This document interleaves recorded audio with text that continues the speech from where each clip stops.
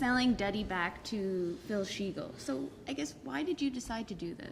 Well, as I said to you in the beginning of time, and anybody else who asked, it was basically a non-issue in the beginning. We talked about why it was rather insignificant. Some members of the media decided to make it significant.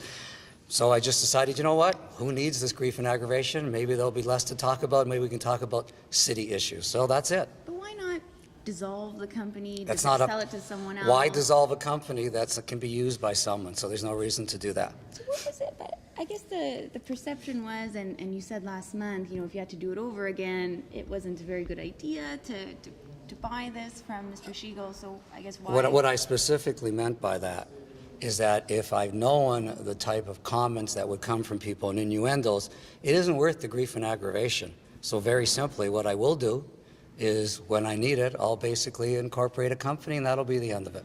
And that's what I said. And I stand by that, and nothing has changed. Why didn't you just keep it? I mean, you know, the What controversy point? was... I'll tell you why. I'll Mr. tell you the truth. Because if I had done that, you and others would have kept on writing about it and referring and writing about it. So you know what? The issue is dead. And you know what? Closure is a very good thing. I like closure. So now, in my mind and many others, closure. Did you sell it to him for $1? Or? Same transaction. Cash, I might add. $1. $1, that's correct. But by transferring it back, it sort of brings it back into... Not at all. It brings closure. I mean, there was you and other members in the media who were critical of it. So guess what? It's been reversed. It's closed. Well, no more discussion on it. we weren't critical of it. We just had questions about it because... No, I think there were many members of the media that implied that might be a conflict of interest, even though there was none. But there were many members. I'm not specifying anybody. But we're talking about the CAO of the city and yourself I'm as just mayor. telling you the facts. That's all I'm sharing with you. There were people who expressed that opinion. So now we've closed the matter. Every company is incorporated for a reason. So what was the company's what was it incorporated You'd have for? to ask somebody else about that, because somebody else had that a long, long time ago, as you know. But you would have known that. Well, every company, you know, I mean, lawyers have shelf companies all the time, okay? And as I said, next time, I'll get a shelf company.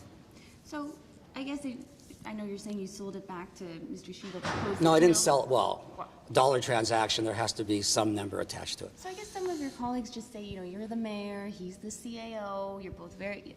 I've never heard that from power. one of my colleagues, but I'd appreciate you having that shared with me, because I've never heard that, but I hear the media keeps on saying that. Well, no, but I mean, do you think that that kind of is problematic? That No, it's not, because it doesn't exist, number one, and as you've already been notified by everybody, there wasn't any conflict of interest, there never was.